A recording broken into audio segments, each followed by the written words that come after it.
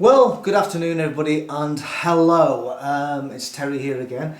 I'm discussing today, is there any point once you left the Jehovah's Witnesses in continuing to pray, Well, it's a valid point because many wonder what to do, when they leave the witnesses, should they still continue to pray, blah, blah, blah, blah, blah.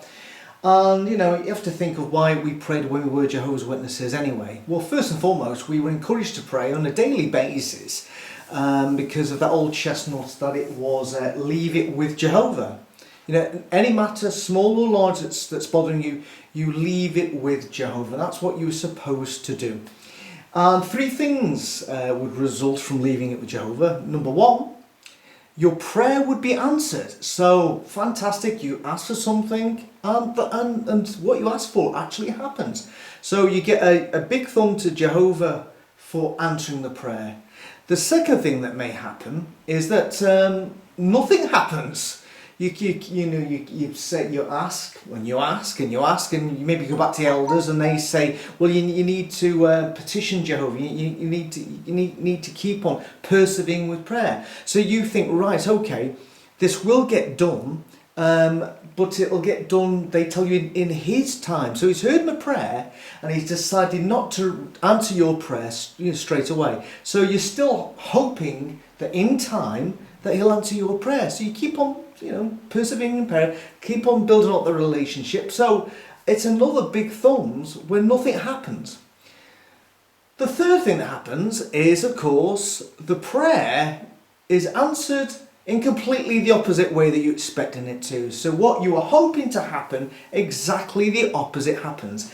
So then you think, right, does that mean there's no God? Or, what does that mean? Well, actually, no, of course, you try to rationalize things with two ways. Number one is you think, well, maybe my prayer wasn't answered because I'm not good enough. Maybe my relationship with God is not good enough. Maybe my service is not good enough. So then you think it's my fault that my prayers were answered. I'm going to now, do all I can to improve my ministry or just become a better witness.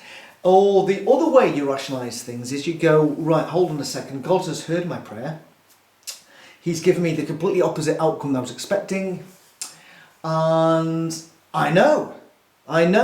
He is testing me like he tested Job. He is testing me. That makes sense then. He's deliberately manoeuvred events that things have happened the opposite way that I was expecting them to do. But he's just testing my faith. So yet again, another big thumb. So prayers answered, big thumb. Nothing happens, big thumb. Exactly opposite, a big thumb to Jehovah.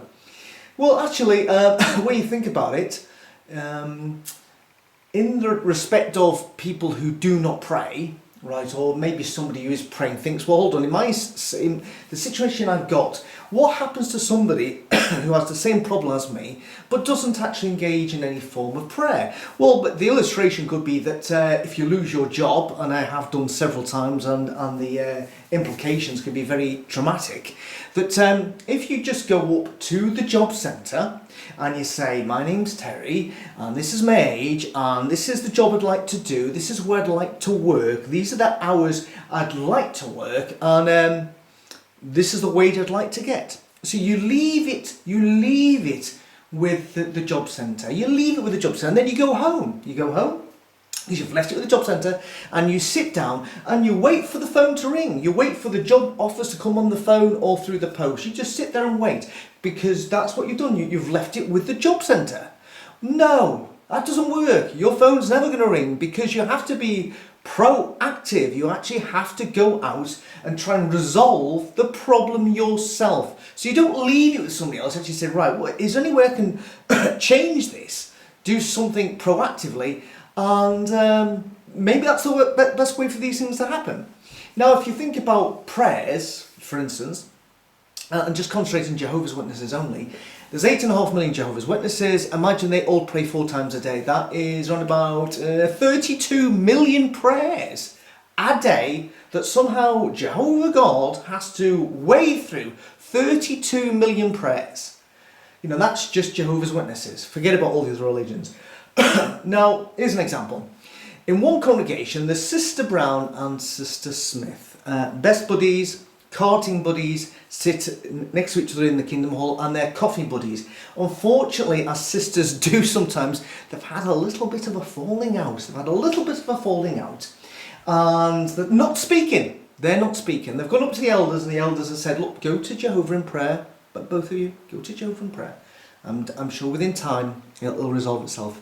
In a nearby congregation, Sister and Brother Williams have a very sick child who's in hospital.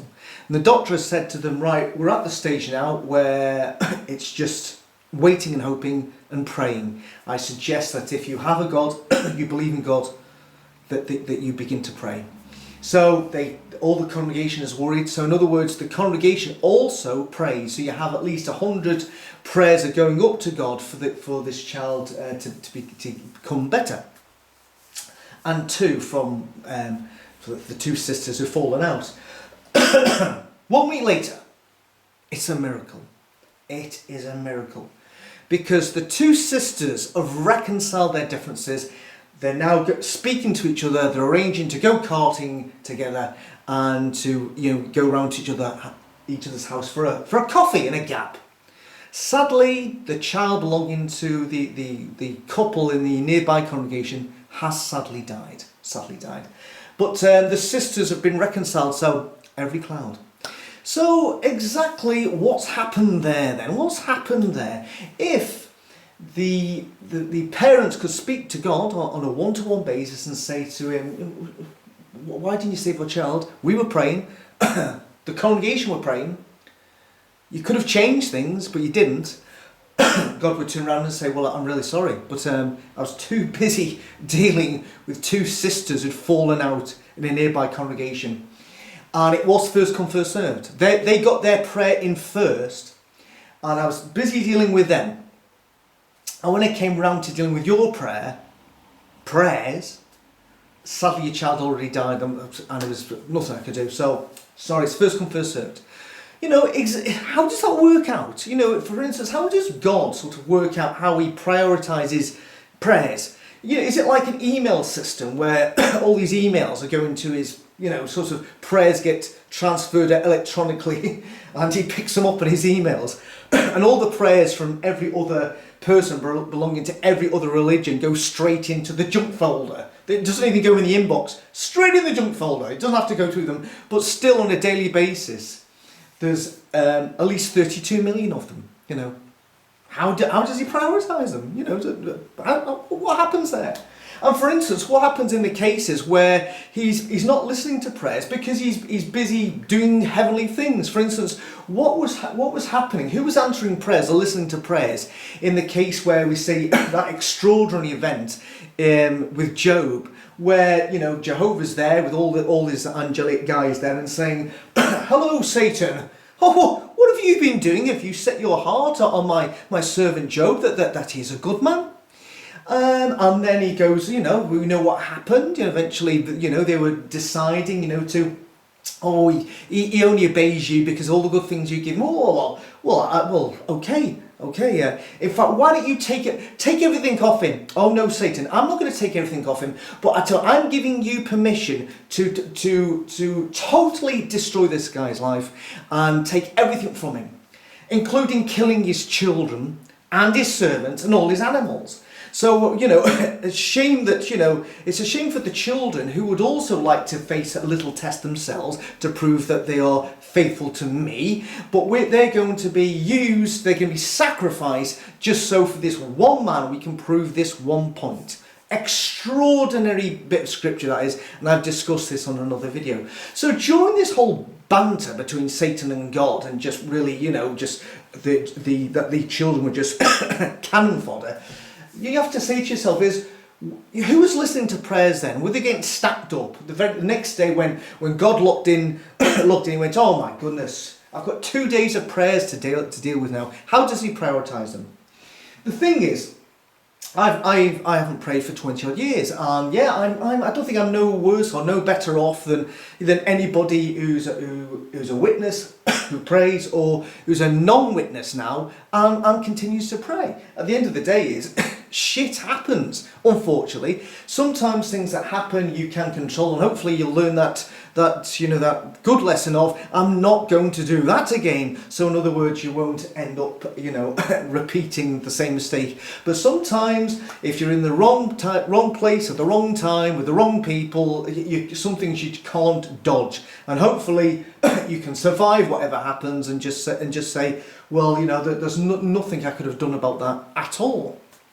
But there are those, of course, who leave Jehovah's Witnesses and say, well, I still pray. I still pray. I like. He's a good listener. He is a good listener. Well, he's a good listener because at no point does he interrupt you and say, "Oh my goodness, can you hear yourself? Do you see what you're asking for? I'm trying to save people on the other side of the planet here. There's people who are going to sleep tonight who don't know whether they're going to wake up, and you want me to help you because you've got a bad back or somebody's not talking to you. You see what I mean?" Sometimes when you verbalise, when you're praying, for instance, you may actually see the mundaneness of what you're asking for and thinking, actually, why am I even asking God to, going to pray to God about that? And is there anything I can do proactively and resolve the situation myself? Funny thing is, though, at the end of the day, a lot of people do like praying because it's that old chestnut of a problem shared is a problem halved. So because you think God is listening to your problems, you think, yes, I feel a lot better now because I've shared my problems with him. Well, I tell you what, there are people in this world called therapists, and you go into their cosy room, you lie on a cosy couch, and you just vent. They just sit down. They're great listeners. They say very little. They just go on, you were saying, and they take down notes. They say very little. They don't even really give you answers, and sometimes they don't help you because they can't help you, but they're there to listen. And after you go out of a session with a therapist, you can come out and say, I feel brand new. I feel much better now because I was able to share with somebody who was a good listener, who just listened to me and, all my little problems. But the end of the day is that then you have to pay the receptionist 50 quid, and then all of a sudden you feel, oh my God, I was telling me all my financial problems and I'm 50 quid worse off. Which is why praying is a cheap or a free service of self-therapy. You're not paying a therapist £50 for the hourly session. You can pray anytime to somebody you think's listening, and you feel better because you're able to just, able to vent, able to express yourselves, to say, what's bothering you during that day. And that's all prayer is. It's just a case of self-therapy. So at the end of the day the point is, if you do that and you've left Jehovah's Witnesses and you still think, should I pray? If it works for you, I can't knock it. If verbalizing or doing whatever you're doing, if it works for you, that's fine. But as for the answering of prayers, it is, let's be honest with you, it's a completely random thing. It is completely random, and don't count on your prayers getting answered. But if it gives you comfort to be able to share the burden, share the load with somebody else, well, I can't really say that I can't knock you doing that. But personally, I've got on for the last 20 years without sharing my thoughts and problems with somebody else. But that's probably because I spend all my time walking in the streets talking to myself. But anyway, if I really did believe in God, I'd be praying to him right now to ensure that Manchester United start off the season well, because they're about to play Chelsea in about 10 minutes. So I'm going to watch United now. So only joking. Anyway, thanks for listening, and again, I appreciate your comments you make and all the new subscriptions. Brilliant. Anyway, bye bye.